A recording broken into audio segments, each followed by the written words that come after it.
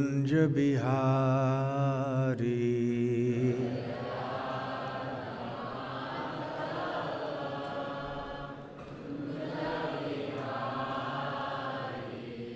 Jai Radha Madhav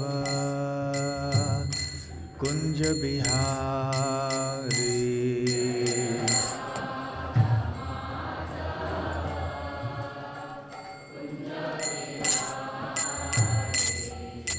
Jai गोपीजन Vallabh Girivardhari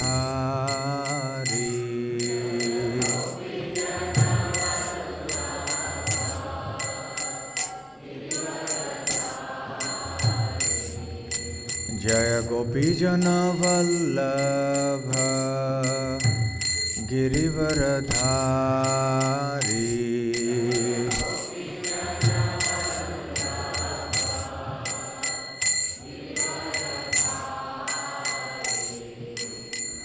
Yashodanandan Braj Jan Ranjan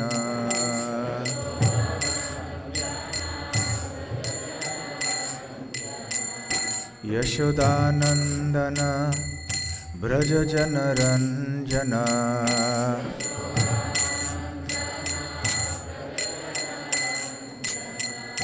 Yamuna Tirah वनचारी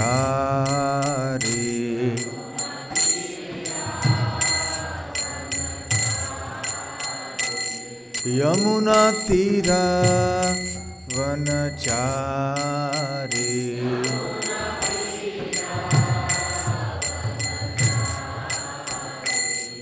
Jai Radha Madhav Kunj Bihari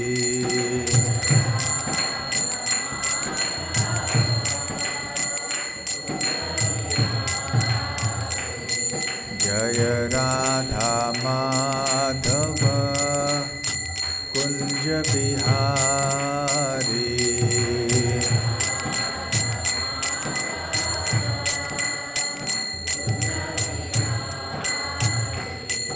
Jai Shri Krishna Chaitanya Prabhu Nityanand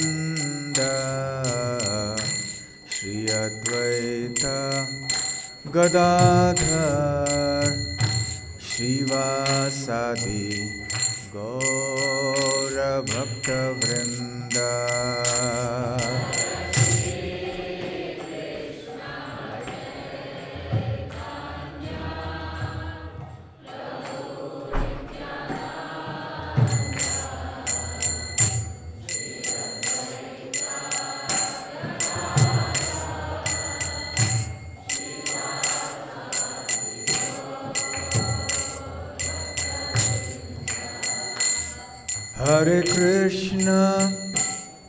Hare Krishna, Krishna Krishna, Hare Hare, Hare Rama, Rama Rama, Hare Hare.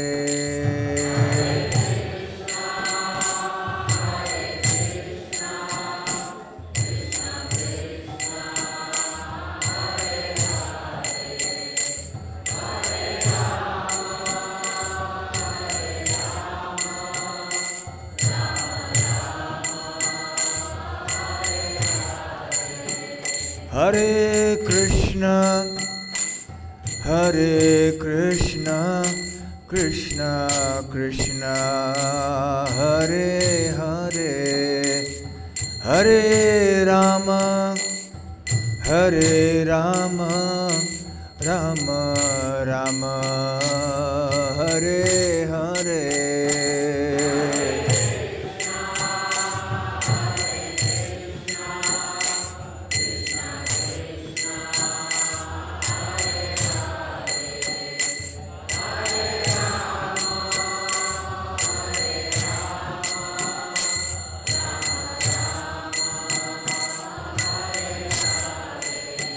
Hare Krishna, Hare Krishna, Krishna Krishna, Hare Hare, Hare Rama, Hare Rama, Rama Rama, Hare Hare.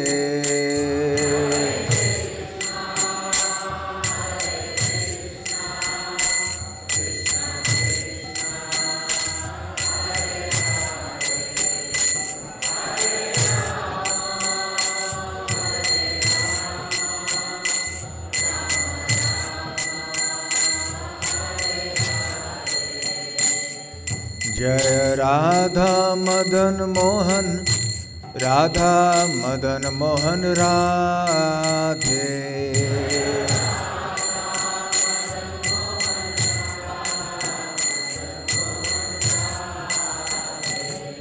Jaya Jaya Prabhupada, Prabhupada, Prabhupada, Jaya Jaya Prabhupada.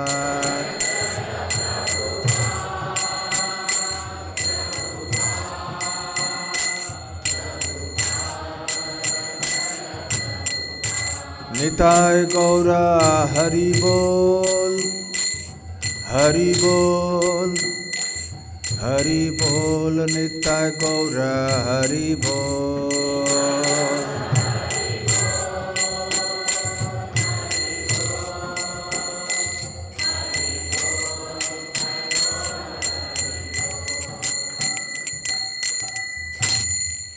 Jaya Om Vishnupad Paramhansa Parivrajakacharya Ashtottara Sat.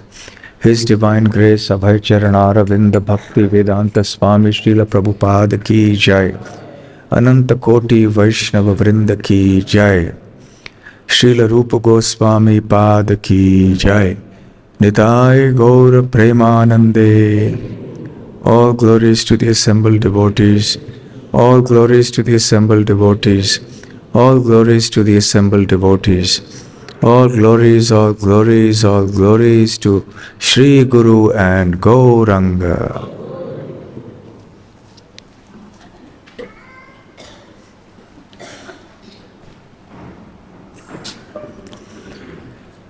Om Ajnana Timirandhasya Jnananjana Shalakaya Chakshurun Militam Yena Tasmai Shri Gurave Namaha.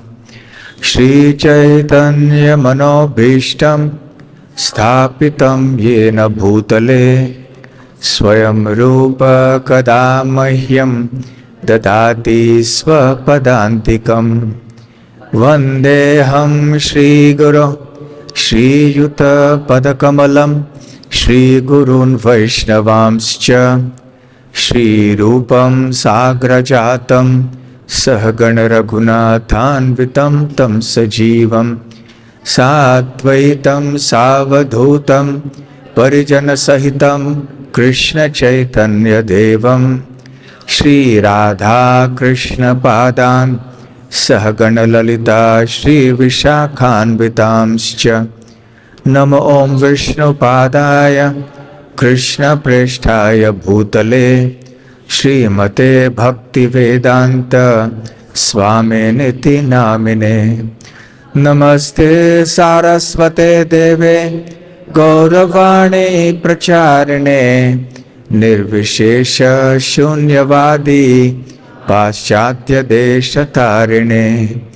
Mukam Karoti Vachalam Pangum Langhayate Girim Yat Kripatamaham Vande Shri Gurun Dinataranam. Vancha Kalpatarubhyascha Kripa Sindhubhya Evacha Patitanam Pavanebhyo Vaishnavebhyo Namo Namaha. Namo Mahavadanyaya Krishna Prema Pradayate Krishnaya Krishna Chaitanya Namne Gauratvishe Namaha. Pancha Tattvatmakam Krishnam Bhaktarupa Swarupakam Bhaktavataram Bhaktakyam Namami Bhakta Shaktikam.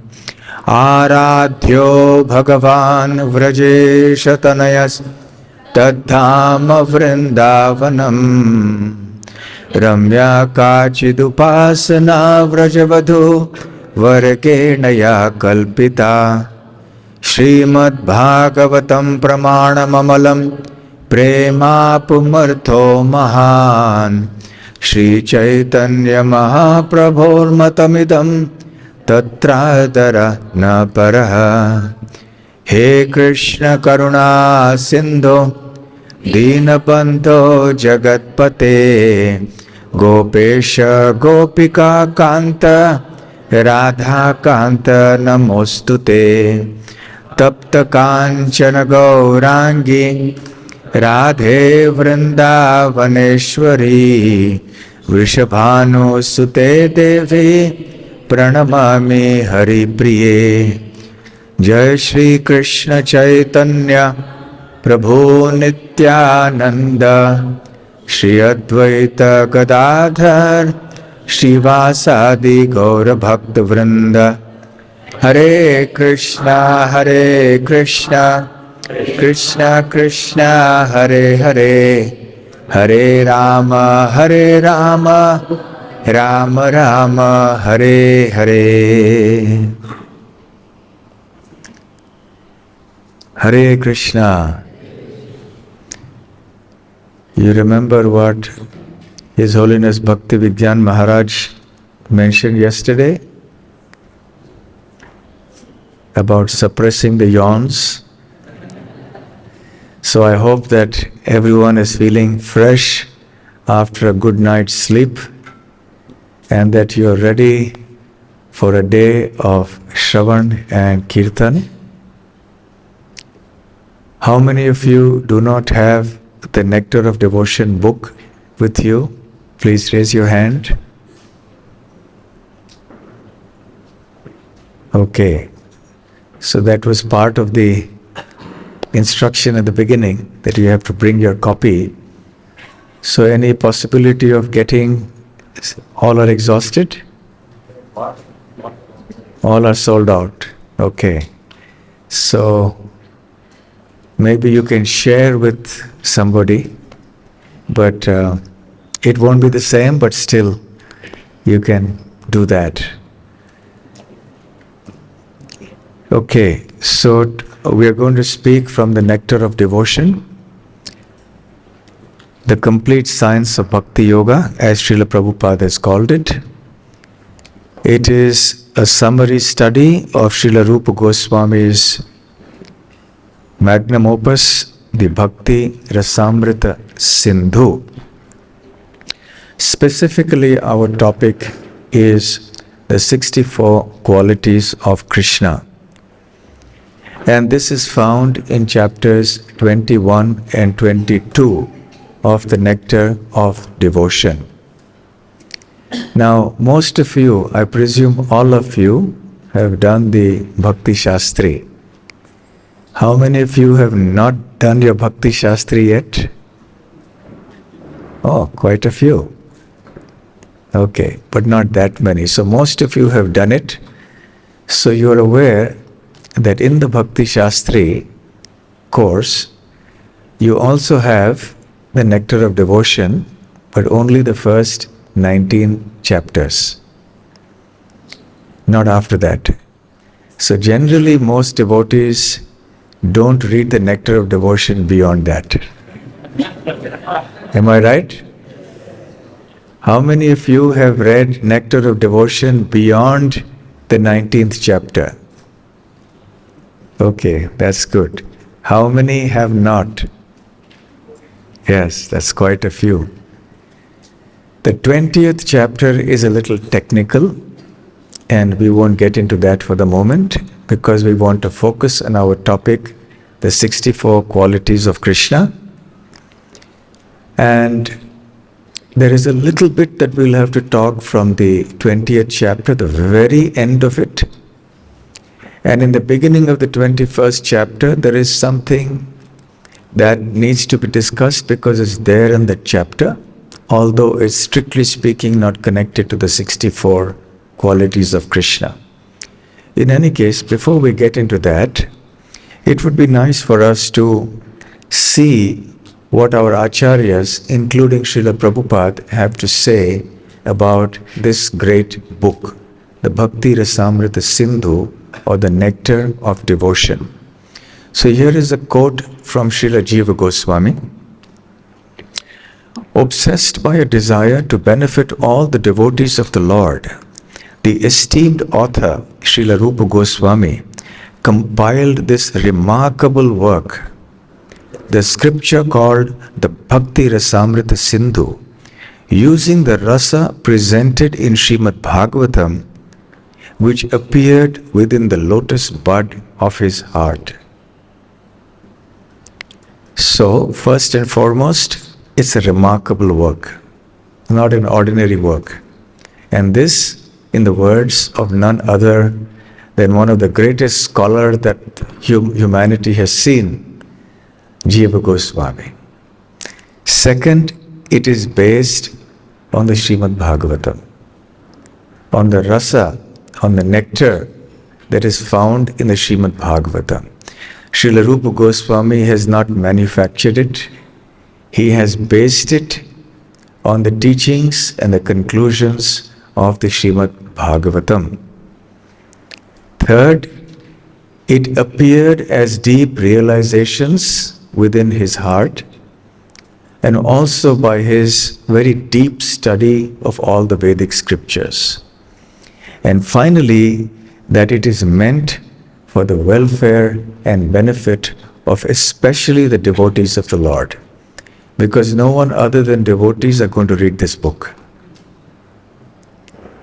Even devotees don't, so what to speak of others? Yes?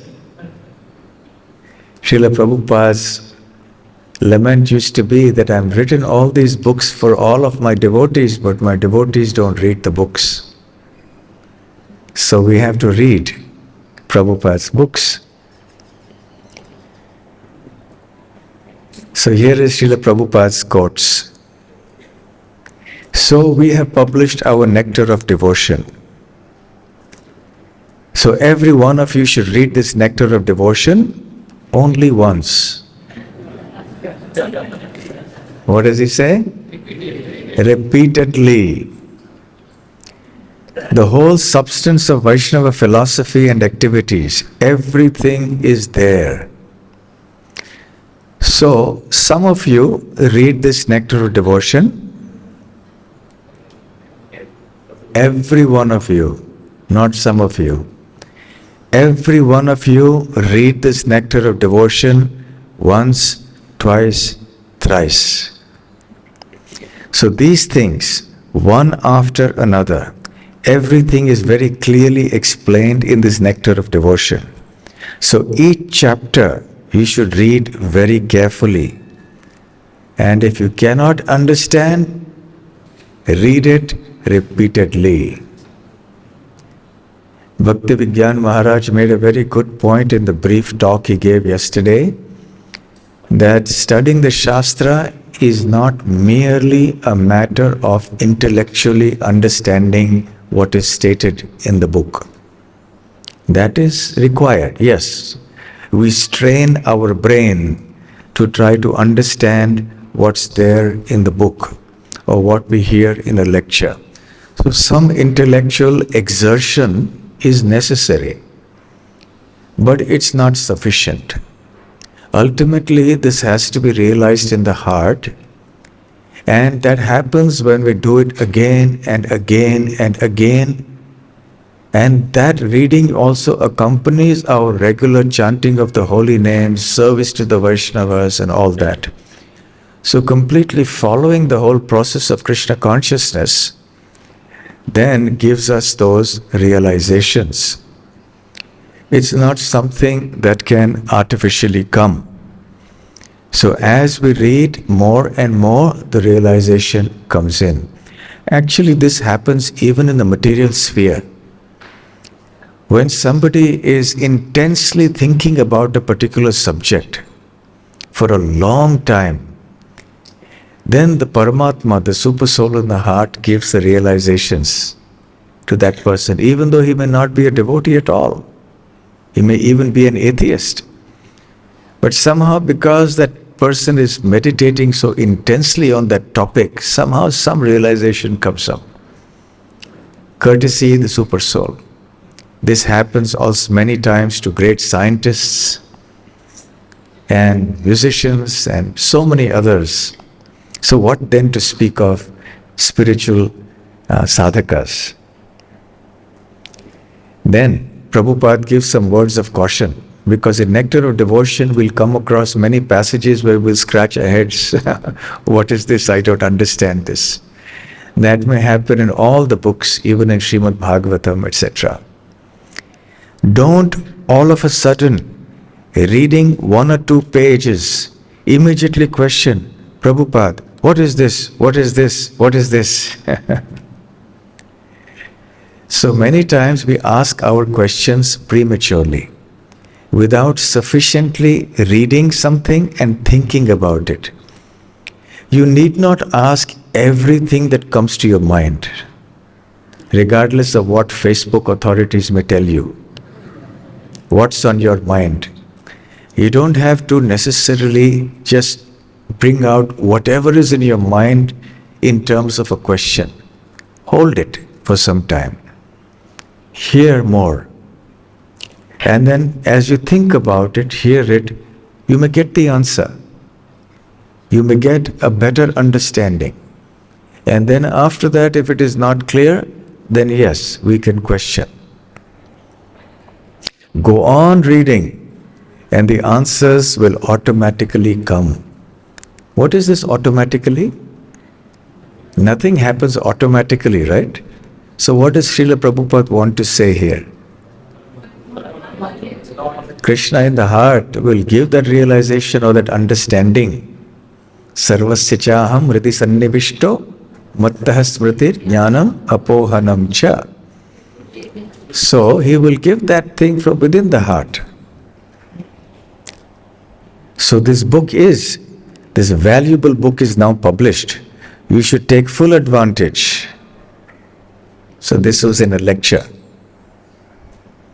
Again, Srila Prabhupada says at one time, my Guru Maharaj, Bhakti Siddhanta Saraswati Goswami Maharaj, he used to advise to read Bhakti Rasamrita Sindhu, everyone after initiation.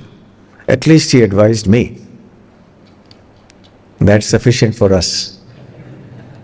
But even if you're not initiated, still to read. So this Bhakti Rasamrita Sindhu is very important as study book for the Vaishnavas.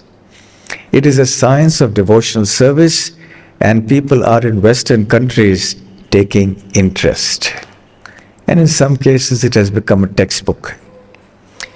So Bhakti Rasamrita Sindhu takes us from the material ocean to the spiritual ocean. Sindhu means ocean. So it is the ocean of the nectar, of the mellow or rasa of bhakti. So that's a spiritual ocean. We are currently in the material ocean. So this book, The Nectar of Devotion, will transport us from the material ocean, the Bhavasagar, the ocean of birth and death, to the spiritual world, which is an ocean of bhakti rasa for a life of eternity and bliss. We, the jivas, the marginal energies, we are presently in the material world, and our destination is that spiritual ocean. Okay, so that said, now we will start with a preliminary topic just before the topic of 64 qualities of Krishna is discussed. At the end of the 20th chapter and in the very beginning of the 21st chapter, Srila Rupa Goswami speaks about 2 kinds of forms of Krishna. One is called the Anya Rupa, other forms, and the second is Svarupa, his own form. So we'll talk about that. When Krishna, for example, expands himself as the calves and the cowherd boys, as he did in the Brahma Vimohana Leela. So that's called Anya Rupa. But Krishna also has his Swarupa, his own form. And his own form is sometimes disguised. Sometimes Krishna likes to disguise himself or cover himself up, conceal himself. In Dwarka, for example, sometimes he would dress up in the clothes of a woman, or sometimes he would go out into the streets in the dress of an ordinary citizen just to know what the people are thinking. Sometimes he would mingle amongst his ministers, disguised just to know what the ministers were thinking. Because a monarch has to have a good espionage system. Yes? Every country has a spy system. Nobody likes it, but it's there. It's the reality of life. Every country, and what do? They go around trying to find out who is thinking what, who is saying what. At least in the earlier days, the kings used to have such spies who would go around, messengers.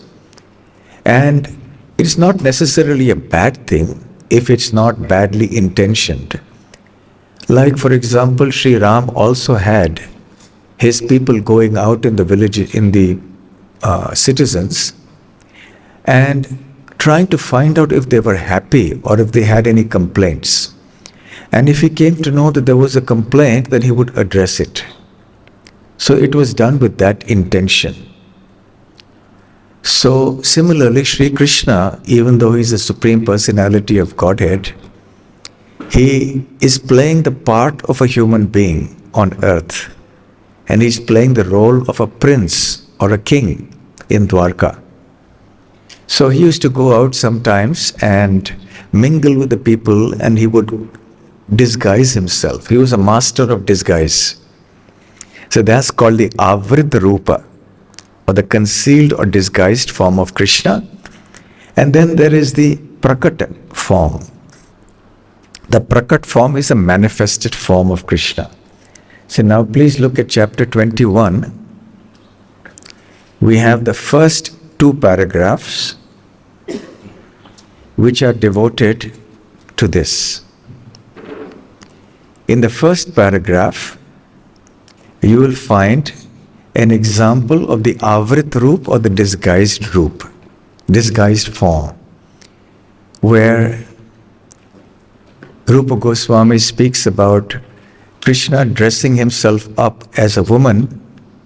And there's also another example which is not specifically mentioned by Srila Prabhupada here, but it appears in the original text, which is the one I mentioned, that he disguises himself as a common man and moves around amongst his subjects, just to know what they're thinking. In the next paragraph, you have a description of the Prakat Roop, or the manifested form of Krishna. Do we have another mic somewhere? Any other mic? Can we have one? Yes? Yeah, just one person can read as I mention certain things. Is there a mic here?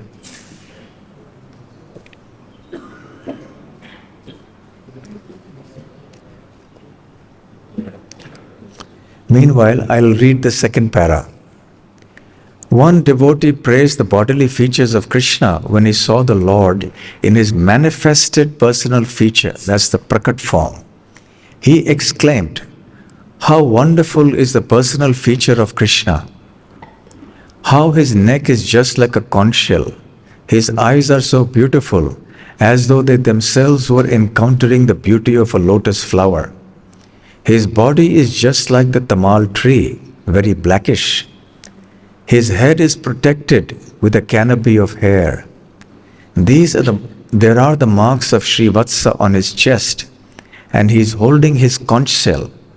By such bodily features, the enemy of the demon Madhu has appeared so pleasing that he can bestow upon me transcendental bliss simply by my seeing his transcendental qualities." So these are some descriptions of Krishna's beautiful form, his manifested form.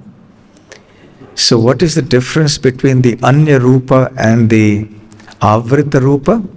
Between the other form of Krishna and the disguised form of Krishna? The Anya Rupa is a completely different expansion of Krishna. Like Krishna expanded into multiple calves and cowherd boys. They were all distinct expansions.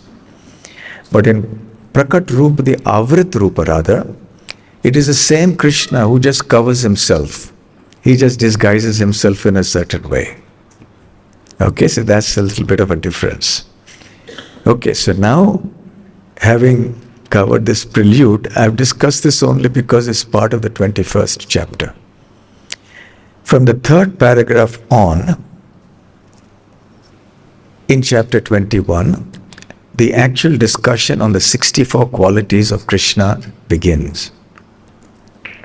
But before we come to that, I just also want to mention that the same subject was spoken by Chaitanya Mahaprabhu to Sanatana Goswami. It appears in the Madhya Leela of the Chaitanya Charitamrita at various points.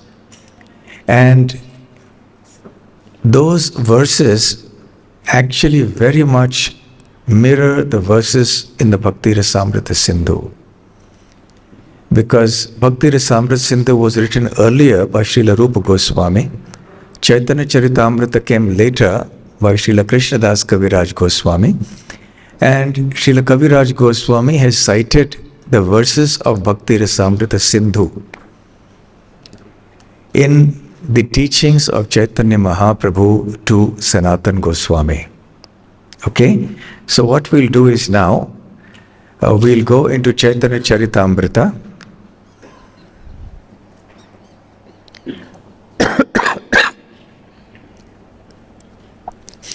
It's not one, it's two.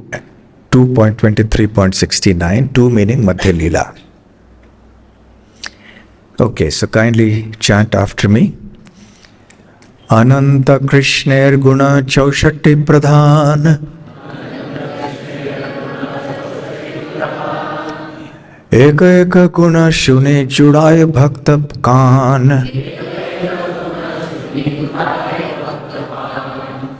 Ananta means unending, without end. Krishna is a guna. Guna means qualities. So the qualities of Krishna are without end. Innumerable, countless qualities. But Chaushatti Pradhan. Chaushatti refers to 64. Pradhan refers to the chief. But of these unlimited qualities of Krishna, 64 are the chief.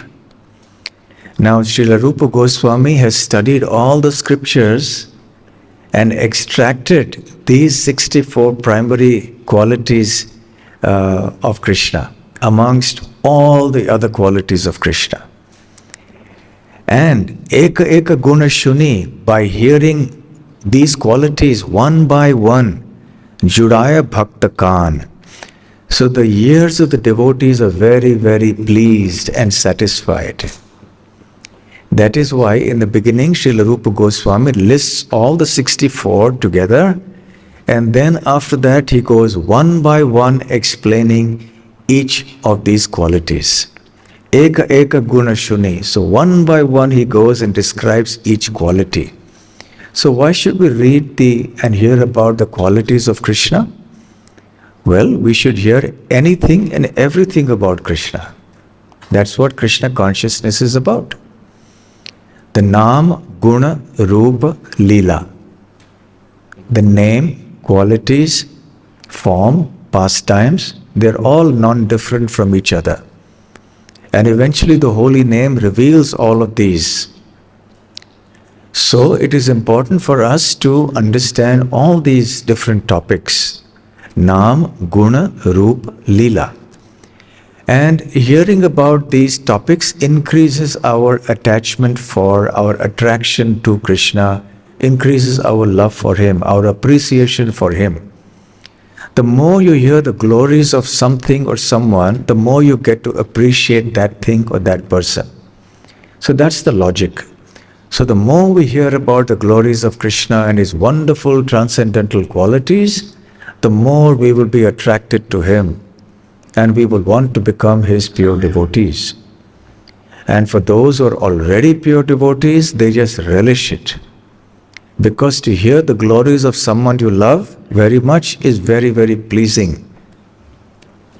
So he says, Eka eka guna shune judaye bhakta kaan. Kaan means the ears.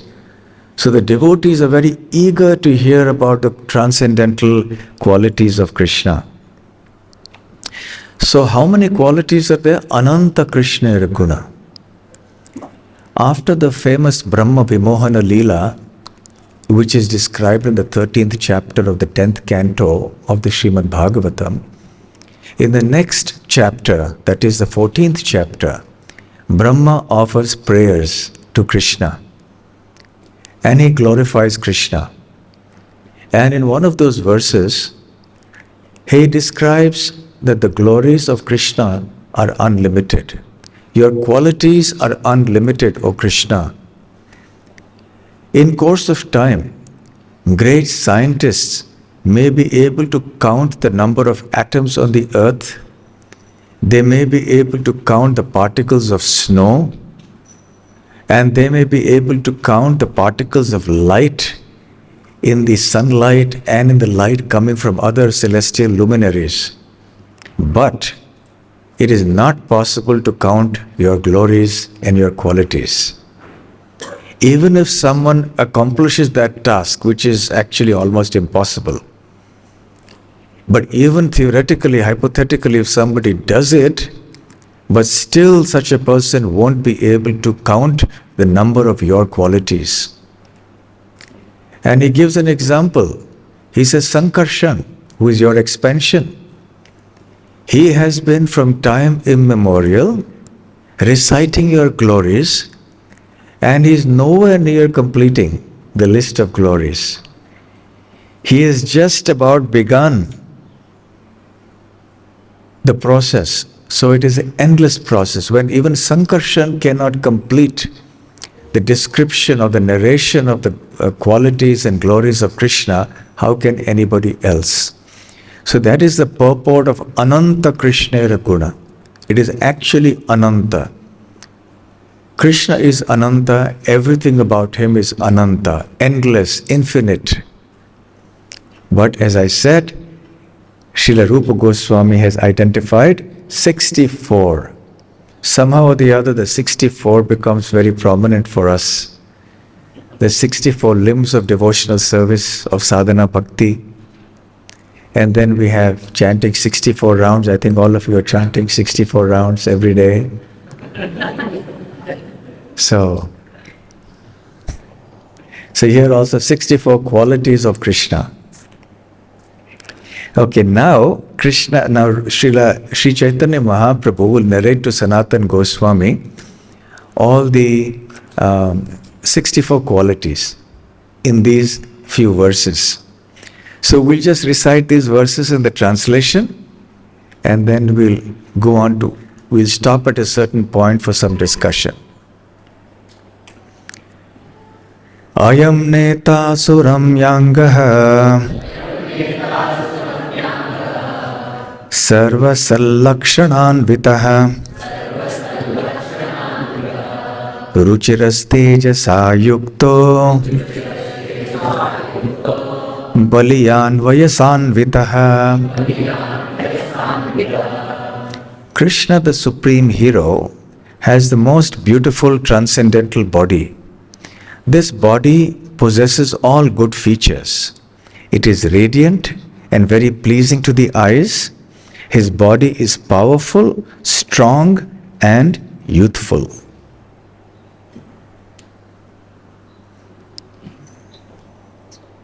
So these are all verses from the Bhakti Rasamrita Sindhu. Vividhatbhut bhashavet satyavakyah priyam vadaha vavadukah supandityo buddhiman pratibhanvitaha.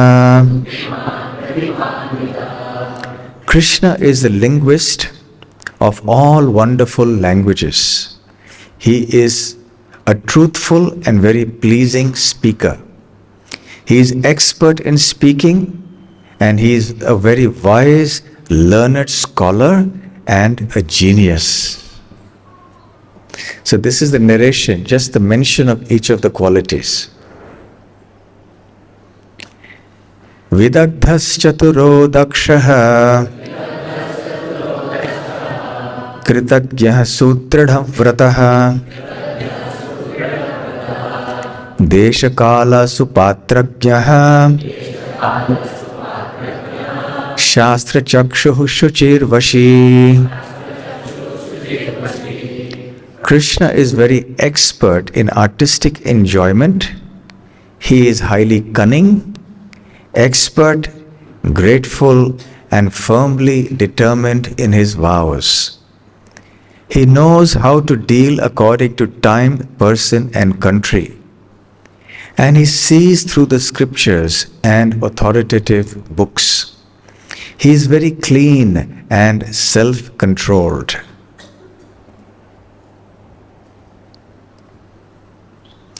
Sthirodantah kshama-shilo gambhiro dhritiman samaha vadanyo dharmikah shurah karuno manyamanakrit. Lord Krishna is steady, his senses are controlled, and he is forgiving, grave, and calm. He is also equal to all. Moreover, he is magnanimous, religious, chivalrous, and kind. He is always respectful to respectable people.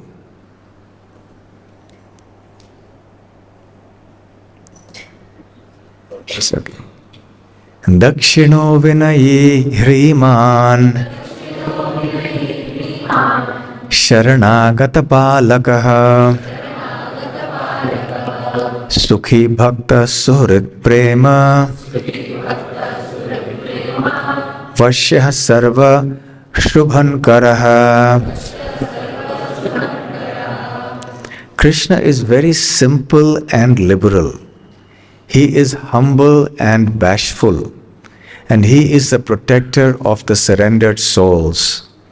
He is very happy, and he is always the well-wisher of his devotees. He is all auspicious, and he is submissive to love. Pratapi kirtiman rakta lokah sadhu samashrayah nari gana manohari sarvaradhyah samriddhiman. Krishna is very influential and famous, and he is the object of attachment for everyone. He is the shelter of the good and the virtuous. He is attractive to the minds of women, and he is worshipped by everyone. He is very, very rich. Varyanishwaras cheti gunas tasyanu kirtitah samudra eva panchashad durvikaha harer ami. Krishna is the supreme, and is always glorified as a supreme Lord and controller. Thus all the previously mentioned transcendental qualities are in him. The 50 qualities of the Supreme Personality of Godhead mentioned above are as deep as an ocean. In other words, they are difficult to fully comprehend. So now, in the list of 64 qualities of Krishna, there will be certain divisions. The first division is of the first 50 qualities. Why? We will see in a few moments. So he says, Srila Rupa Goswami says, that these 50 qualities exist in Krishna. Panchashat means 50. Samudra iva, meaning that these qualities are as deep, as wide, as vast as the ocean. Samudra means the sea. So it's not that these qualities are just flickeringly pleasant or just minutely present. No, they are present all the time and as deep as the wide, broad ocean. So actually speaking, Durvigaha. Durvigaha refers to that which is completely difficult to understand or comprehend, inconceivable. In other words, because Krishna is Ananta, not only are the number of his qualities Ananta, but to understand how deep are these qualities in Krishna is itself also inconceivable. But nevertheless, because these things are mentioned in the scriptures, our acharyas have elaborated on it so sweetly, and therefore as devotees, Juraya Bhakatakan. So we like to hear about this because we want to hear about Krishna. We need more and more subject matter about Krishna.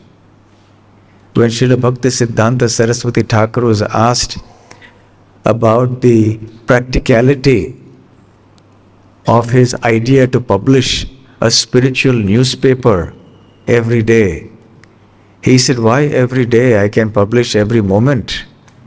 Because there are so many things about Krishna to say. But are we going to have the readers? Will people be interested in hearing about Krishna so much? So therefore there is unlimited amount of information available about Krishna, not only in the scripture but also from the realization of great devotees. So why is this a separate category of the 64? That is explained in the next verse by Mahaprabhu himself. Jiveshvete vasantopi bindu bindu taya kvached paripurna taya bhati tatraiva purushottame. These qualities are sometimes very minutely exhibited in living beings, but they are fully manifested in the Supreme Personality of Godhead. So this is the first important point here. In this list of 50 qualities which exist in an inconceivable way, unlimitedly in Krishna, these qualities are sometimes very minutely exhibited in living beings. But in Krishna, paripurnataya bhati tatra eva purushottame. Purushottama means the Supreme Person, that is Krishna. And paripurnataya means completely, in complete fullness. These 50 qualities exist in Krishna, but what about the jivas?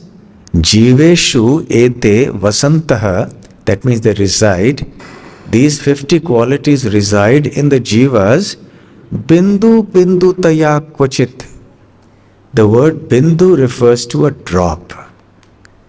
So they are present in the jivas in drop-like quantity, atomic size, very, very minutely.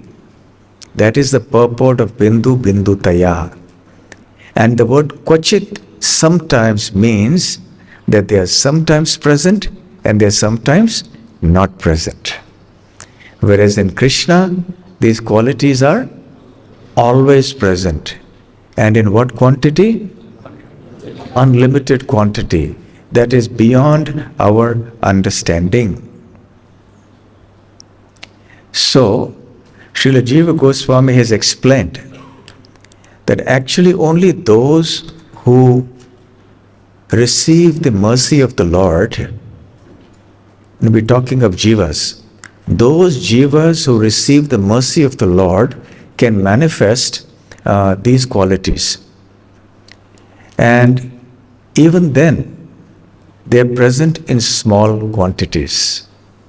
So not everybody can manifest these 50 qualities. Only those who receive the mercy of the Lord, and specifically who receives the mercy of the Lord, the devotees, the pure devotees. So in the person of the pure devotee, we will see many of these, if not all, of these 50 qualities, but they will exist in very minute quantity, bindu bindu taya, kochit, and these are present. What about those who are not devotees? We may see some of these qualities in others, right? Just look at the list. By the way, in the third paragraph of chapter 21, you can see the entire listing of the 50 qualities, which we have just read out. Yes? You see, turn the page and seen quality number 50. So, what about many of these qualities you will see? Like there are many people who are religious, who are magnanimous, who are heroic, who are compassionate, who are gentle, liberal. So there are many non-devotees who are like that. So, don't we see these qualities also manifesting in non-devotee jivas? So, Srila Jiva Goswami answers, in those who are not devotees or those who haven't received the mercy of the Lord, these are present only as abhas, or a semblance of these qualities. These qualities don't exist in such jivas in their real form. And these qualities in their real form will exist only in those who have received the mercy of Krishna. Okay? So now, can we read the list of 50 qualities is there. You turn the page and you see those 50 qualities. Then the sentence right after that. Could you please read?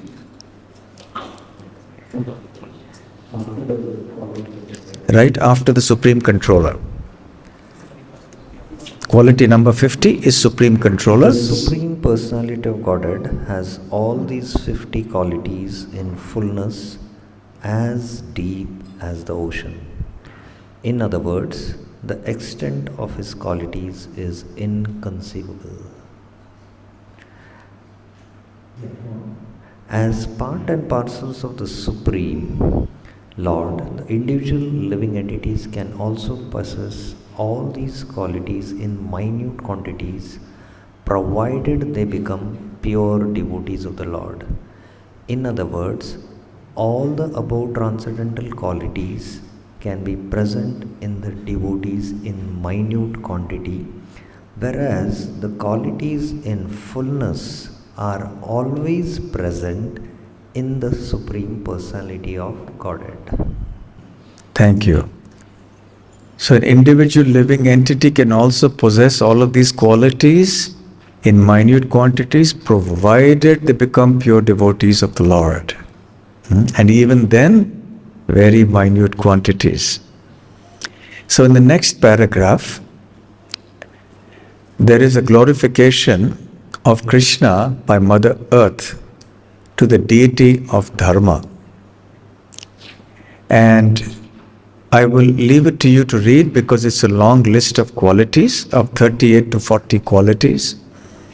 And I will leave it for you to reading that because many of these qualities are a repetition and some of them are different. But the point is that the listing of such qualities of Krishna appear in numerous scriptures. And Srila Rupa Goswami has taken so much pain to study these different scriptures and extract the essence from all of them. So this is as far as the 50 qualities are concerned. Now we come to the next category. Atha pancha guna yesyur Amshena Girishadishu. Apart from these 50 qualities, there are 5 other qualities found in the Supreme Personality of Godhead that are partially present in demigods like Shiva. Panchaguna. Panchaguna means 5 qualities. Anshena means in part, partially. Girisha is a name of Lord Shiva. Adi means etc. So, especially in Lord Shiva, and sometimes great personalities in some situations like Brahma maybe, but generally Shiva is the main person who is given as an example here. So, in addition to the 50 qualities that were mentioned earlier, there are 5 other qualities that are not found in the jivas, but that are found in very exceptional personalities. Now, these 5 qualities, of course, exist in Krishna. Remember, all of these qualities are qualities of Krishna. Of these qualities, the first 50 are found in jivas. The next 5 are found in personalities like Lord Shiva. They are not found in the jivas. So, Lord Shiva has how many qualities? 55 at the most. And he has much more of the 50 qualities than the jivas have. But he also does not have them completely like Krishna does. Paripurnataya bhati. He doesn't have it like that. He has it in enormous quantity. Much, much, much bigger than that the jivas possess. But not like Krishna. So Shiva has these 5 exceptional qualities which the jivas don't have. So in the next verses, there are 2 or 3 verses which Srila Prabhupada has combined in the Chaitanya Charitamrita. And so here you will find not only the 5 extra qualities that are there in Lord Shiva, but over and above that, there is another list of 5 qualities which are found in Lord Vishnu, Lord Narayan, which are not found even in Lord Shiva. So Lord Narayan will have 60 of those qualities. Jivas have 50, Shiva has 55, and Narayan has 60. So we'll talk about that now in the next verse. Sada Swarupa Sampraptaha Sarvajño Nitya Nutanaha Satchidananda Sandrangaha Sarva Siddhi Nishevitaha.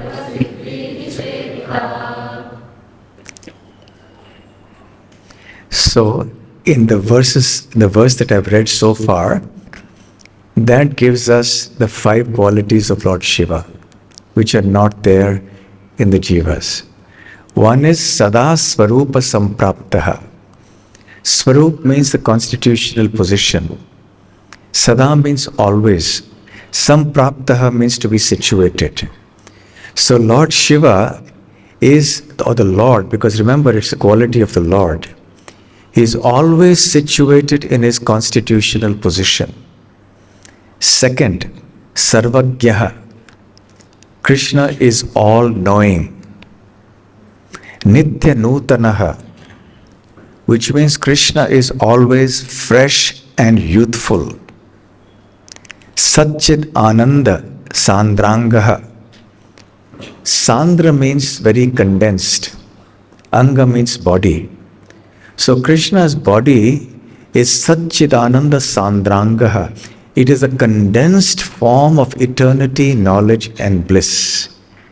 Where have you heard this phrase before? Ishvara Paramaha Krishna Satchidananda Vigraha. So Krishna is Satchidananda Vigraha. He is a form of eternity, knowledge and bliss. But there is one extra point that is mentioned here. What is the nature of that form? Sandrangaha.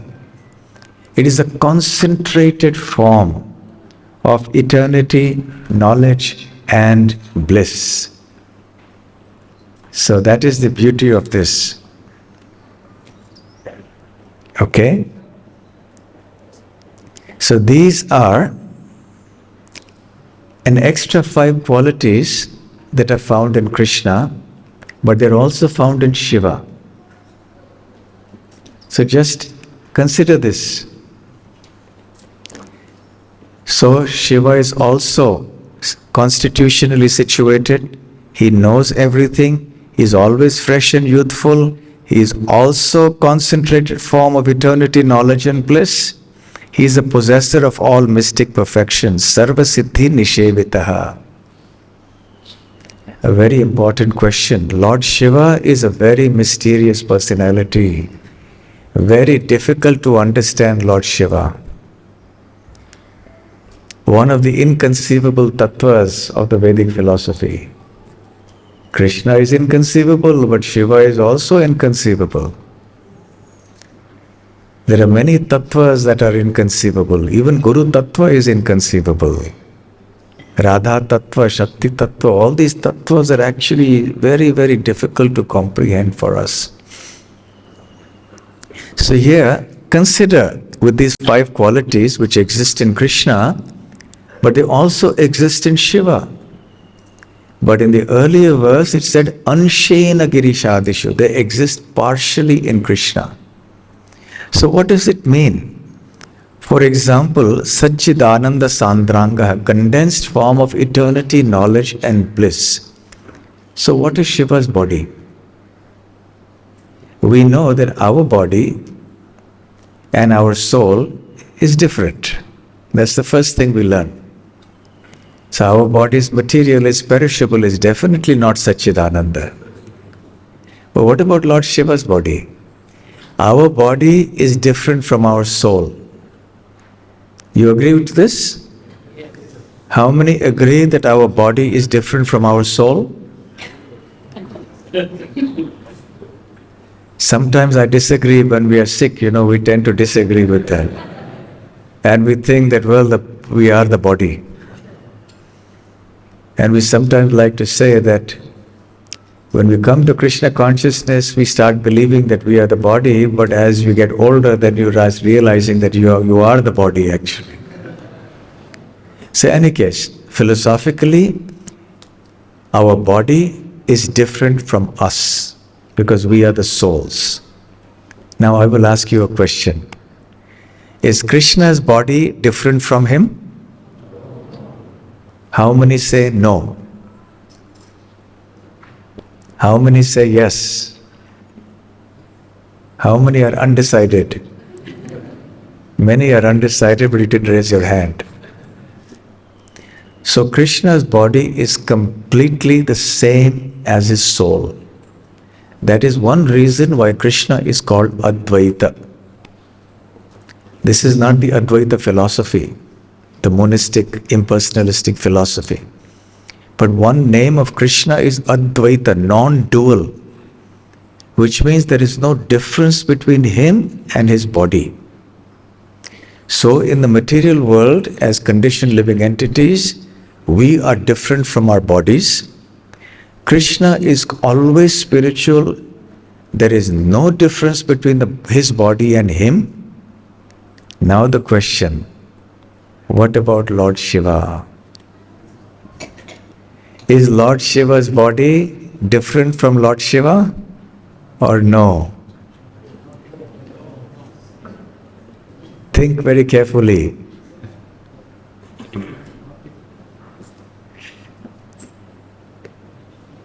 Any answers? Anyone would like to answer? Would anyone like to hazard any opinion on this? Yes, the mic you can give here. My question is Lord Shiva's body different from him? My question is Lord Shiva's body different from him? Lord Shiva's body is not different from himself, because here it is in the 55 qualities, one quality is Satchidananda. What about the earlier verse that said Anshena? They are It appears partially. that his himself and body is not. What about that? He is Satchidananda Sandrangah, but partially. What does it mean? That is why these things are inconceivable. Yes?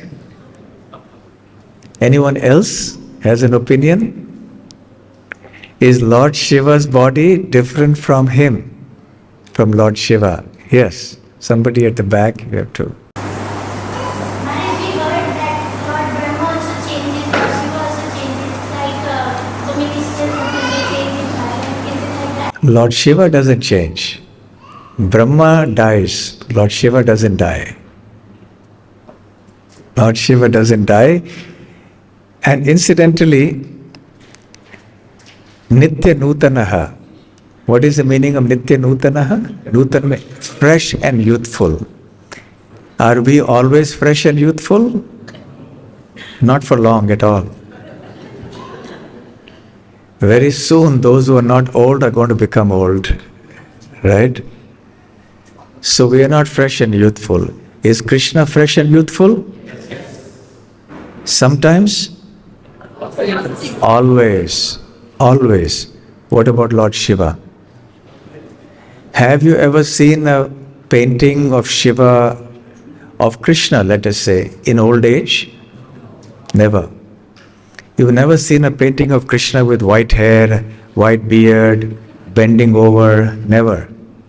Although in Europe the tradition has been to show, some artists have depicted God as an old person with a long white beard and very wearily lifting the whole earth because such a big burden to carry. So this conception arises because of limited thinking within our experience. So we think that, as if somebody is very old, then he must look very old also. He must have white hair, he must have a frail body. And if somebody is holding up the universes, then he really must be struggling like anything to hold up the universes. But as we saw in the Govardhan Leela, Krishna didn't have any difficulty lifting the Govardhan hill. He was smiling all the way through. So Krishna's appearance is ever youthful. He remains like that all the time. And Shiva also, you will never see a picture or painting of Shiva as an old man. Have you ever seen? You must have seen all over India so many paintings of Lord Shiva. You'll never see a painting of Lord Shiva as an old man. So this also very much applies to Lord Shiva, Nitya Nutanaha. So not only Satchidananda Sandrangaha, but also Sarvagyo. Sarvagyo means all-knowing. He knows past, present, future. And Sadasvarupa Sampraptaha. So what is the purport? The purport is that Krishna is very much, or rather Shiva is very much like Krishna in many ways. You know the example of the yogurt and the milk. So, Shiva, is he God or is he not God? Can I get a clear answer? Is he God or is he not God? I'm asking a very simple question.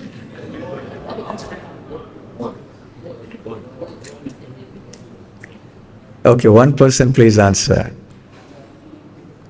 Is Shiva God or not God? He is almost God. Not quite. He is God, not God, almost God. Yes? Because there are some qualities that are there in Krishna, even in Narayan, which are not there in him. So he's not 100% God, but he's almost there. He's an expansion of God.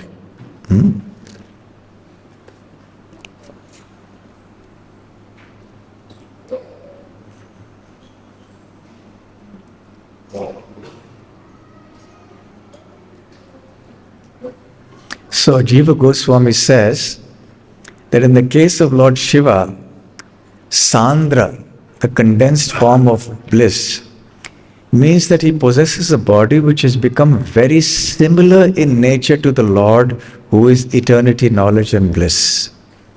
So in Jiva Goswami's words, Lord Shiva's body is very similar to Krishna's body. These are the words Jiva Goswami is using. Okay? It's not identical because it is Anshena, it is not Purnataya. But it is very similar to the body of Krishna. So therefore you will not find descriptions of Lord Shiva dying or death of Lord Shiva. You will hear about Brahma's life coming to an end, which is a lifetime of the universe. But have you heard of Lord Shiva's life coming to an end anywhere? Any of you have heard? No. So therefore, please realize what kind of a very special personality Lord Shiva is. Not ordinary at all. Something extremely fascinating. Lord Shiva is misunderstood by the Shaivas and is also misunderstood by many Vaishnavas. Many Shaivas will consider him to be the supreme and that there is no one who is superior to him or equal to him. And some Vaishnavas will consider only Vishnu or Krishna to be supreme and they reject Lord Shiva. When Nityananda Prabhu went to South India for pilgrimage, he actually became amused to see the quarrels between the Shaivas and the Vaishnavas. The Shaivas are saying Shiva is supreme and the Vaishnavas are saying Vishnu is supreme. And Nityananda Prabhu was saying because they don't understand the exalted nature of Lord Shiva. Who is Lord Shiva? Very difficult subject. So we can understand now that these qualities of Krishna exist in fullness in him. In Jivas they are not there, these 5 qualities, but they are pretty substantially there in Lord Shiva. So therefore, Jiva Goswami uses the word that Lord Shiva's body is very similar to Krishna's body. Okay? So these are the 5 qualities beyond the 50. Now we'll come to the next 5 qualities which are not even found in Lord Shiva, but which are found in Lord Narayan of Vaikuntha, Lord Vishnu. Okay? Adhochyante gunaha pancha ye lakshmi shadi vardinaha avichintya mahashaktihi koti brahmanda vigraha avataravali bijam hatari gatidayakah atma rama ganakarshi ami krishne kiladbhutah Atha uchyante gunaha pancha. So there are 5 more qualities. Ye Lakshmisha Adi Vartinaha, which are found in Lakshmisha. Isha means the Lord. Who is the Lord of Lakshmi? Narayan. So these extra 5 qualities which are not found even in Shiva are present in the Lord of Lakshmi, Lord Narayan. So what are these 5? Avichintya Mahashaktihi. So you look at the translation. There are another 5 qualities which exist in the Vaikuntha planets in Narayan, the Lord of Lakshmi. These qualities are also present in Krishna, but they are not present in the demigods like Lord Shiva or in the other living entities. These are: the Lord possesses inconceivable supreme power, avichintya mahashaktihi. Second, Koti Brahmanda Vigraha. He generates innumerable universes from his body. Third, Avataravali Bijam. He is the original source of all incarnations. Hatari Gadidayakaha. He bestows salvation upon enemies he kills. And finally, Atmarama Ganakarshi Iti Ami Krishna Kilatputaha. So Atmarama Ganakarshi means that he has the ability to attract exalted persons who are satisfied in themselves, the Atmaramas. So Srila Prabhupada continues the translation. Although these qualities are present in Narayana, the dominating deity of the Vaikuntha planets, they are even more wonderfully present in Krishna. Now this is an important point. So now we have talked about Lord Shiva, let's talk about Lord Narayan. As far as these 5 extra qualities which are found in Lord Narayan, but not even in Lord Shiva, what to speak of the Jivas, the first one is Avichintya Mahashaktihi, inconceivable power.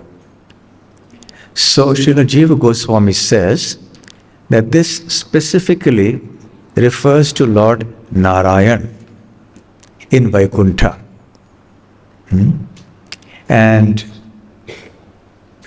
not in the Purusha avatars, since he is their source.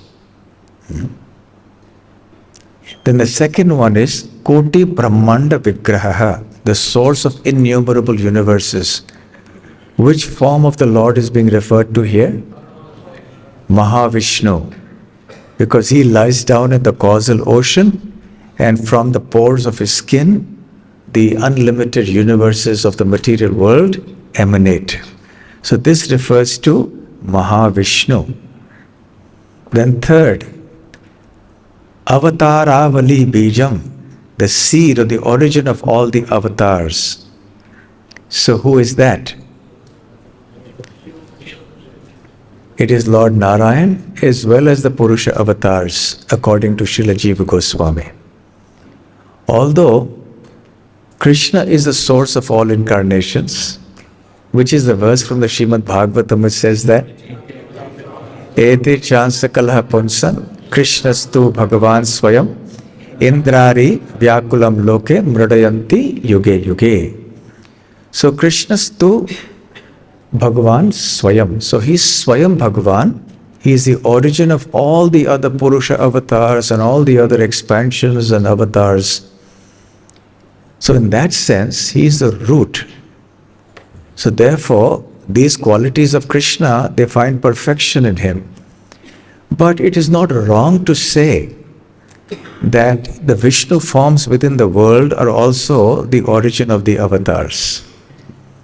Now, I'm sure you've all encountered many devotees of Vishnu who will say that actually Vishnu is supreme, not Krishna, and that Krishna has come from Vishnu.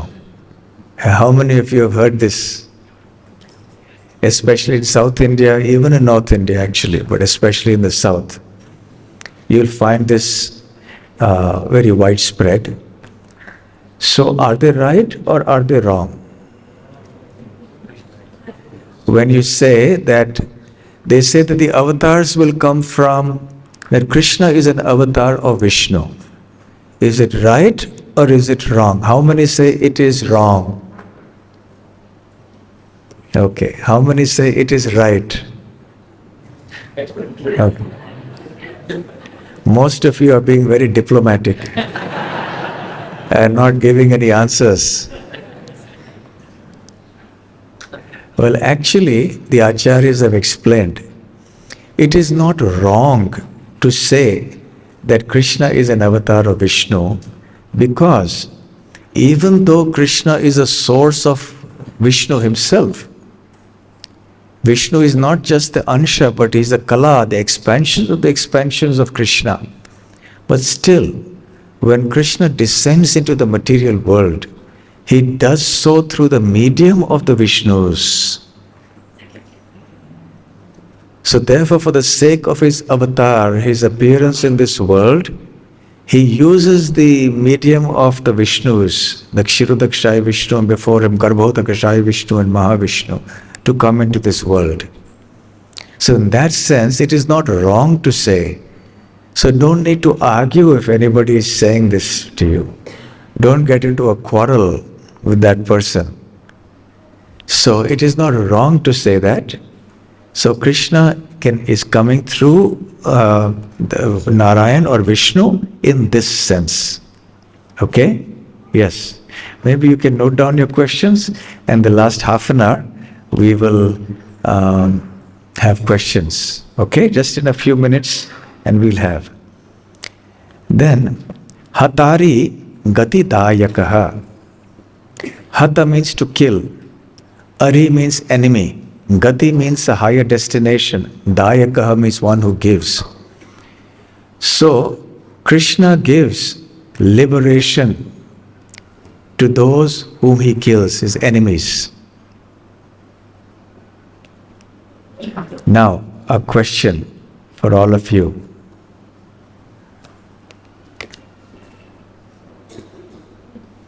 If the enemies killed by Krishna are all liberated, why is it that in many cases they are reborn?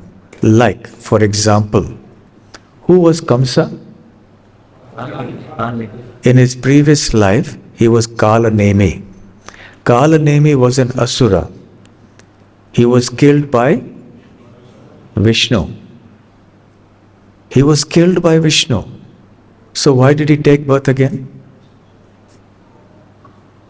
Have you ever thought of this?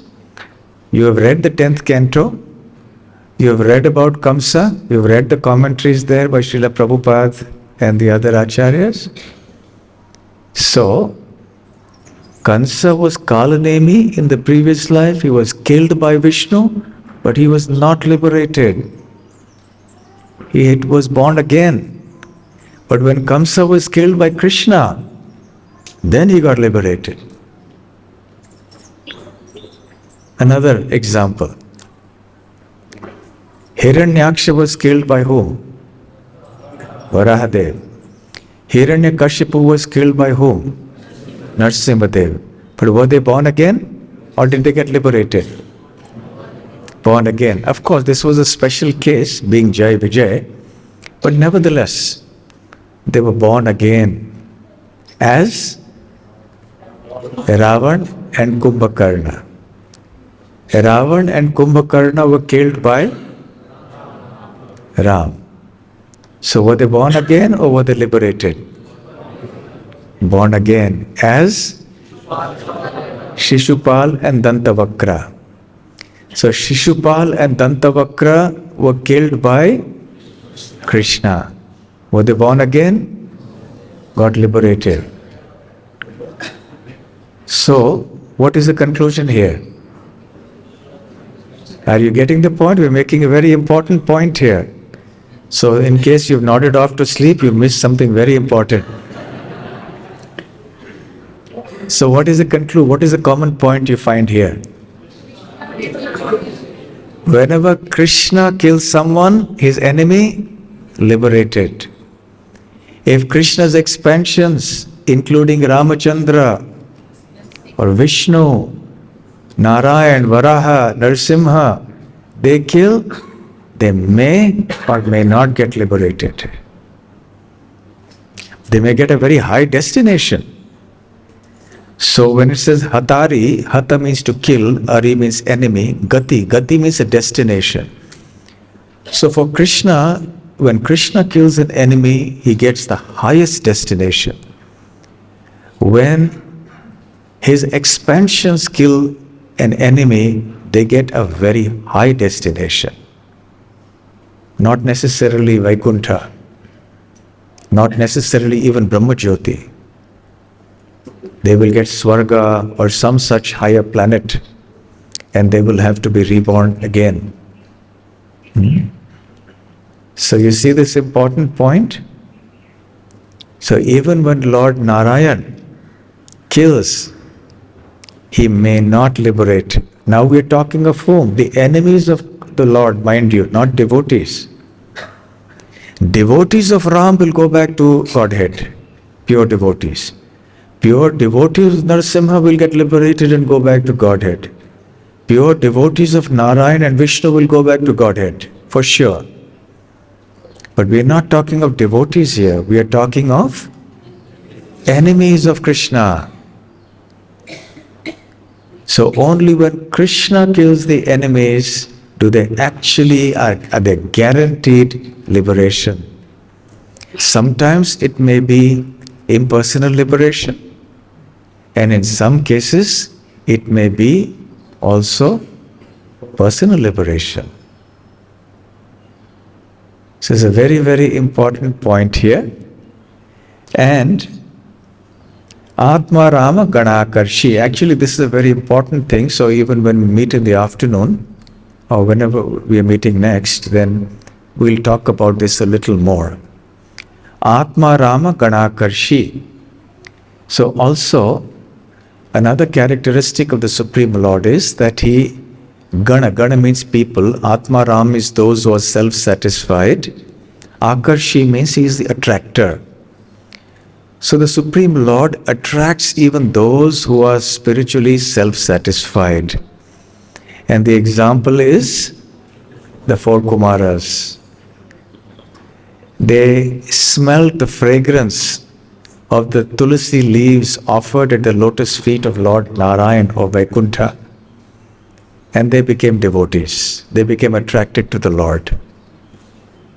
They were already Atma Ram. They had no interest in material life at all. But they attained perfection because they became attracted to the Supreme Lord Narayan. So, Ame Krishne Kilatputaha. So all these qualities, 5 qualities which exist in Lord Narayan, they exist in Lord Krishna in a more astonishing way. They are more wonderfully present, Adbhuta. When we meet again, I'll talk about the purport of this word Adbhuta. What does it really mean? That these qualities are present in a more astonishing and wonderful form in Krishna, even more so than they are in Lord Narayan or Lord Vishnu. So then, this is a summary of the 60 qualities now, which Krishna has. Paripurnataya bhati, in fullness, in completeness, unlimitedly, at all times, in all circumstances, and in astonishing and wonderful ways.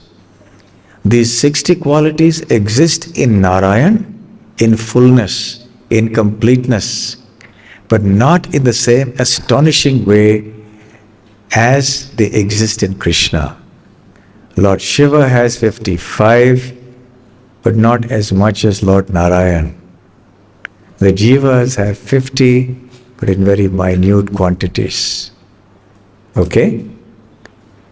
So keeping in mind that this Adbhuta, how these qualities are found in astonishing ways, we'll discuss that later. Now we'll leave the floor open for questions. We have, I think, till 11 o'clock, isn't it? So we have another 26 minutes. So as Shyama Rasik Prabhu had mentioned yesterday, you may raise your hand and you'll make the announcement for the questions. Yes. Maharaj, Shripad Mahaprabhu Das asks, the qualities which are in Amshena present, does this apply to Sadashiva and not to his expansions, the 11 Rudras? The 5 qualities which are in Amsha present, does this apply to Sadashiva and not to his expansions, the 11 Rudras? It depends on which Sadashiva we refer to. Actually, Lord Shiva, also known as Shambhu in the Brahma Samhita, who is he? He is actually an expansion of a form of Narayan in Vaikuntha called Sadashiva. So there is a Sadashiva Loka in Vaikuntha. So he is a Vishnu form, four-handed, who expands and becomes Shambhu or Lord Shiva in the marginal area. So that Lord Shiva is also called Sadashiva sometimes. Because as we saw, Sadasvarupa Sampraptaha, he is also always situated in his constitutional position. So if you are referring to Sadashiva in Vaikuntha, then no, he is in the category of the Narayans, 60 qualities. But if you're talking about Lord Shiva, Sadashiva, then it applies to him, yes, and it also applies to his expansions, but it would depend, the Amshena would depend to what degree the expansions actually manifest his potencies and powers. Thank you, Maharaj. Also, Vishnu is the source of Krishna. Does this apply to Krishna other than that Krishna which comes in the 28th Divya Yuga, that is the present cycle? No, we are speaking in a way, in a perspective from the material world. Now, from the Srimad Bhagavatam Tattva, we know very clearly, Ete Chansa Kalaha Punsam Krishnastu Bhagavan Swayam, that Krishna is a source of all. From Krishna comes Balaram, and then there is Sankarshan, Vasudev, Pradyumna, Aniruddha, there is Narayan in between, again a second Narayan. So there's a whole hierarchy of expansions of Krishna. And eventually there is then Mahavishnu, Garbhodakashaya Vishnu, Kshirodakashaya Vishnu. So in that sense, Krishna, from Tattva point of view, is the source of all. However, as I mentioned in the course of the talk, that because Krishna appears in the material world as an avatar, although he is avatari, he is a source of all the avatars, because he comes as just one among the avatars, apparently, so he also manifests through Kshirodakashaya Vishnu, although in one sense he is independent. Therefore, in that sense, we say that Krishna, even the one Krishna who appeared 5,000 years ago, you could say, it is not wrong to say that he appeared through Kshirodakashaya Vishnu, although he is actually the origin of Kshirodakashaya Vishnu. Okay? Yeah. Maharaj, Hatari Gati Dayaka, only Krishna gives liberation to demons. But we also hear that Jaya and Vijay were to take 3 lives as demons. So Shishupal and Dantavakra was their last life. Is this correct understanding?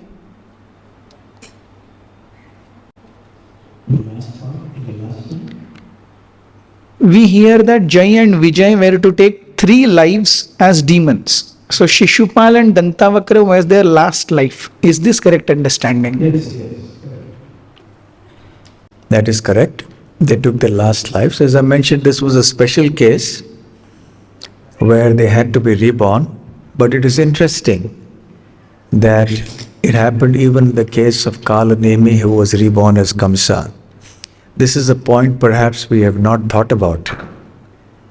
That why is it that when the other forms of Krishna kill the demons, they are not necessarily liberated, they don't necessarily go back to Godhead. But when Krishna kills, definitely they go back. Thank you, Maharaj. Maharaj, how many qualities are present in Mother Parvati? These are good questions. There are questions that come up, how many qualities in Ram, how many in Balaram, how many in Radharani, how many in Durga, that is Parvati. So these are Shakti Tattvas, and they are in a separate category by themselves. They are not Jiva Tattva, they are not Shiva Tattva, they are not Vishnu Tattva. So Radharani is in Shakti Tattva, it's a separate category of its own.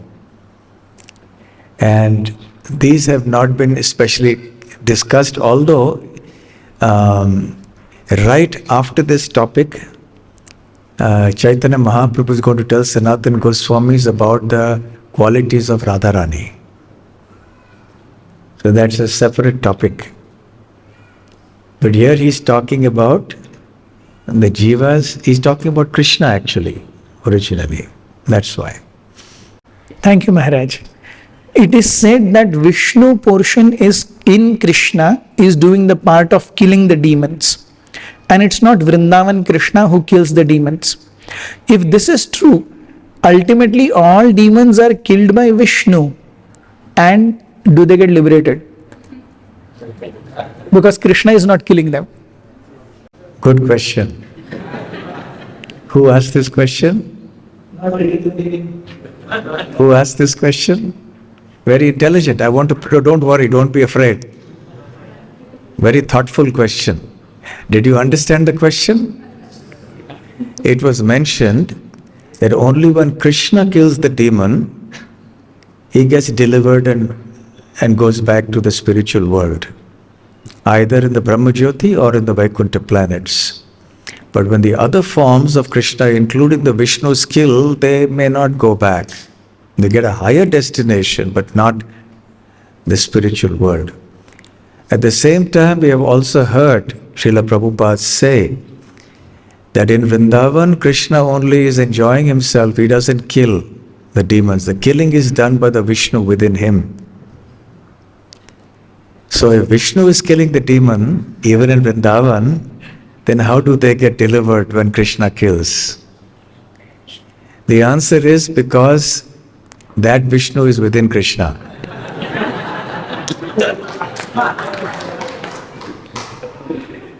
If it is Vishnu on his own or as another expansion, then it won't. But here Krishna, because he is the source of all expansions, all avatars, when Krishna descends in Vrindavan in the original form, all his expansions also reside in him simultaneously, always. So therefore Krishna is present there. Without Krishna's presence, such a phenomenon cannot happen.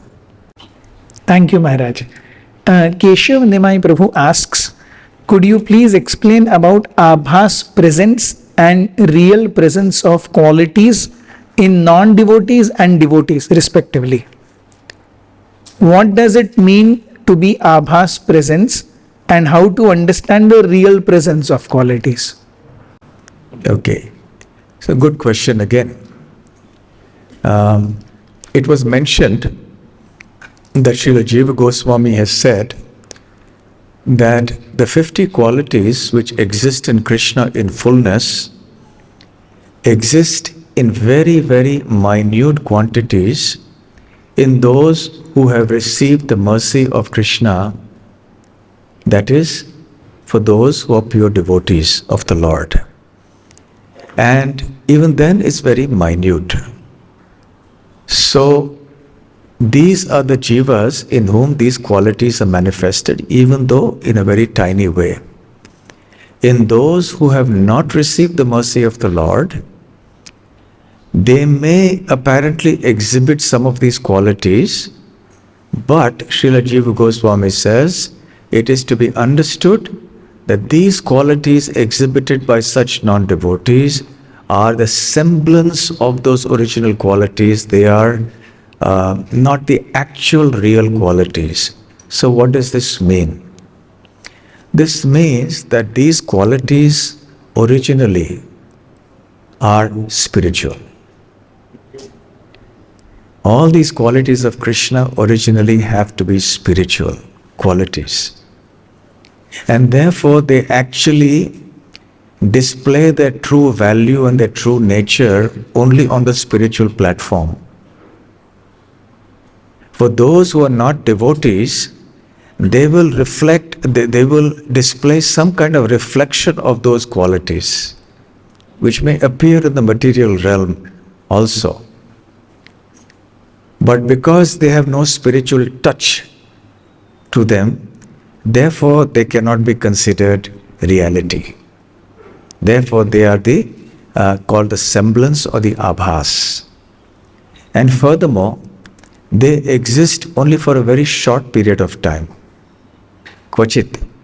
Sometimes there, sometimes not there. So when sometimes one is in Sattva Guna, one exhibits certain qualities. But we all experience that in our own consciousness. Our consciousness also changes rapidly. Now we're feeling very sattvic. After some time we may be feeling differently. So we will exhibit different qualities at that time. So these qualities they're changing, they're flickering, they're there for some time, not there for some time. So it depends on the modes of nature which govern us at a particular point in time. We will display those qualities. And because we will be constantly fluctuating, never under a same mode of nature for very long, so they're not actually real. They just exist for some time. There's semblance of reality, but when one becomes a devotee of the Lord and gets the mercy, then these qualities actually manifest in their original pristine spiritual nature. Okay? Thank you, Maharaj. Maharaj, Vallabh Nimai Prabhu asks, we find in Srila Prabhupada books that sometimes Lord Shiva and Lord Brahma are also affected by modes of ignorance and passion. But here it is mentioned that Lord Shiva possesses Satchidananda body. Is it not contradictory? Yes, again, a good question. You see, when Shiva acts on the platform of a demigod, then this may happen. But in his original condition, it can never be so. And even on the demigod platform, when these things happen, it is happening by the arrangement of the Supreme Lord. Lord Shiva's position, as I said, is extraordinary. It is not to be criticized, not to be imitated, certainly. So because Lord Shiva has to sometimes be in touch, in contact with the material mode of ignorance, so when he wears that hat, so sometimes there may be some discrepancy that may be apparently visible. But we should never think that Lord Shiva is actually succumbed like that. It is just a manifestation, it is just an arrangement of the Supreme Lord, and because of the kind of service that Lord Shiva is doing. But the qualities that are mentioned here, these 5 qualities exist in Lord Shiva. And as Jiva Goswami says, these qualities exist in Shiva are very similar to the qualities that exist in Krishna. So Shiva is very, very much similar to Krishna. Different also. We shouldn't see only the similarity, we must see only the difference. We should see also the difference. Problem is, we have been accustomed to seeing only the difference. From the very beginning of our Krishna consciousness, we were told demigods, Krishna. Yes? It's a hard distinction between the two. But as you go deeper and you understand the glories of Lord Shiva, you realize, yes, the difference is there. We know that. But there is also so much similarity, which we did not realize earlier. So we see these personalities with a new respect when we actually understand the philosophy better and deeper. But we don't equate them. We don't say Shiva is supreme personality of Godhead, but nevertheless he's almost there. Thank you, Maharaj. Maharaj, Vanmali Govind Prabhu asks, what is the difference between Sadashiva, Shiva and Rudra? And the second part of the question is, why does Jayadev Goswami not mention about Krishna in the Dashavatara Stotra?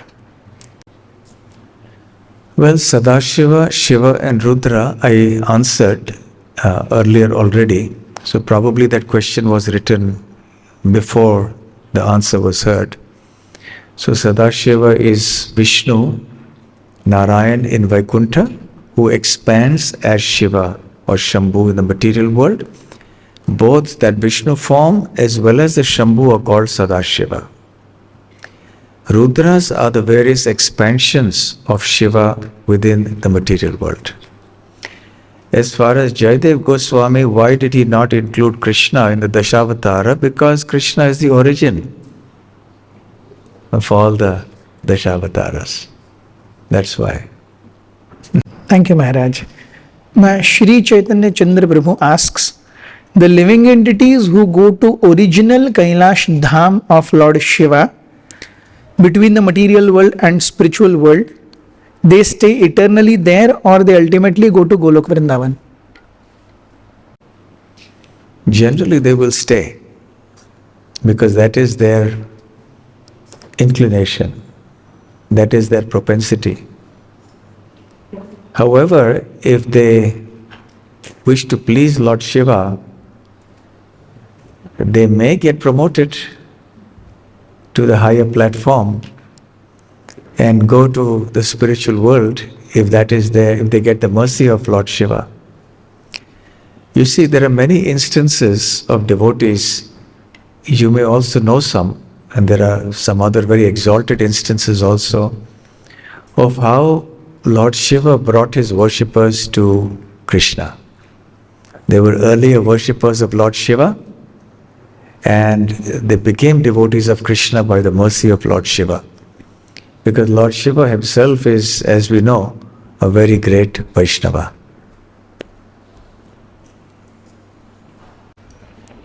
Thank you, Maharaj. 64 qualities are these guna of Krishna we are discussing. I think it is guna, but I am confused. Please guide. Subhekshana Krishna Prabhu. They are Rupa or Guna? Guna.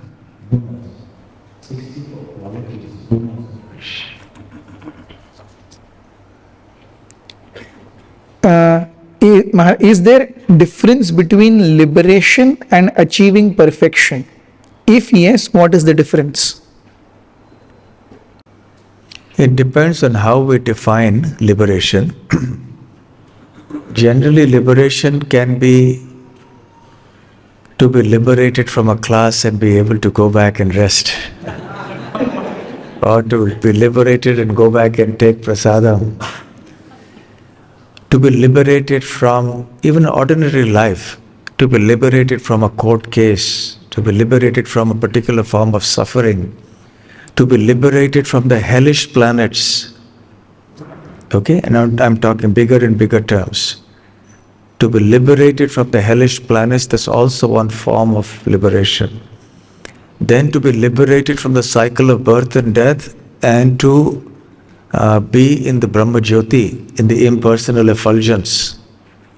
That's also a kind of liberation which is called moksha, and which is what the jnanis and the yogis are generally after. And this is the common understanding amongst people at large about liberation. But then there is also the liberation of going to Vaikuntha and living on the planets of Vaikuntha with the Supreme Lord. And there are different types: Sashti, Samipya, Sarupya, etc. However, according to Srimad Bhagavatam, liberation means to be situated in one's constitutional position of eternally serving Krishna. Muktir hitvan yatha rupam svarupena vyavastitihi. We all know this verse. So this is real liberation. So real liberation means to be situated as the servant, the loving servant of Krishna. The more one is fixed in that position, the more one is liberated. And when one becomes 100% fixed in the service of Krishna and has achieved pure love, then he is 100% liberated. Thank you, Maharaj. Varadaraj Prabhu asks, how come Kalanemi did not get any higher destination even though killed by Lord Vishnu? Yes, that's exactly the point. That this quality of granting liberation to the enemies that are killed is found only in Krishna, in that perfection. Even his expansions like Vishnu, Narayan, Ram, Narasimha, when they kill, they can give a very high destination, but not necessarily liberation. Actually, the Lord condemns these asuras, right? In 16th chapter, when he speaks of divine and demoniac natures, when he speaks of the demoniac nature, what does he say? He speaks so many verses, we don't have the time to go into that now, condemning them and say how they will take repeated birth and death again. So they are condemned. But when Krishna kills, only then, only Krishna has the power or the capacity to actually take that person back to the spiritual world. Thank you, Maharaj. Maharaj, what happens to demons after Sayujya Mukti? Gaur Leela Prabhu asks. What happens to demons after Sayujya Mukti? They remain there for as long as they like. They can remain indefinitely. However, there is also a technical possibility that because of not tasting the rasa of relationship with the Supreme Lord, they may descend once again into the material world. That possibility also exists. But otherwise, they would just stay there as a spiritual spark. Om Shanti, Shanti, Shanti. Only peace. They will experience only the Sat part of their existence. They will not experience the Chit and the Ananda fact. Okay, so I think it's 11 o'clock. We should stop now.